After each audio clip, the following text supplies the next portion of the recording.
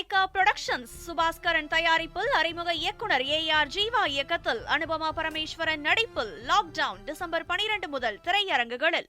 கிருஷ்ணகிரி மாவட்டம் ஓசூர் அருகே வாகனம் உரசியதில் ஏற்பட்ட தகராறில் கட்டிட பொறியாளர் கொலை செய்யப்பட்ட வழக்கில் 5 இளைஞர்களுக்கு ஆயுள் தண்டனை விதிக்கப்பட்டுள்ளது. குருப்பட்டி கிராமத்தை சேர்ந்த மோகன் பாபு என்பவர் கடந்த 2022ஆம் ஆண்டு ஜனவரி 1ஆம் தேதி அதே கிராமத்தை சேர்ந்த திலக் மற்றும் அவரது நண்பர்களான கத்தியால் குத்தி கொலை செய்யப்பட்டதாக கூறப்படுகிறது. வாகனம் உரசிய விவகாரம் தொடர்பாக ஏற்பட்ட சண்டை சில நிமிடங்களில் மரண சம்பவமாக மாறியிருந்தது. இது தொடர்பாக மத்திகிரி போலீசார் திலக், பவன், மூர்த்தி, சுரேஷ், அப்பு என்கிற ரக்ஷன், ஹேமந்த் குமார் ஆகிய 6 பேரையும் கைது செய்து விசாரணை மேற்கொண்டதில் முக்கிய குற்றவாளி திலக் என்பது தெரிய வந்தது. இதனால் மீதமிருந்த 5 பேருக்கு எதிரான வழக்கு ஓசூர் மாவட்ட கூடுதல் அமர்வு நீதிமன்றத்தில் விசாரணைக்கு வந்தது.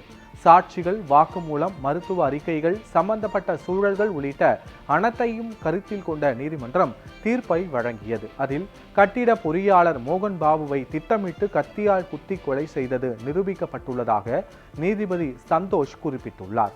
அதனைத் தொடர்ந்து குற்றவாளிகளான பவன், மூர்த்தி, சுரேஷ், அப்பு என்கிற ரக்ஷன், ஹேமந்த் குமார் ஆகிய 5 பேருக்கும் ஆயுள் தண்டனை விதித்து நீதிமன்றம் தீர்ப்பு வழங்கியுள்ளது.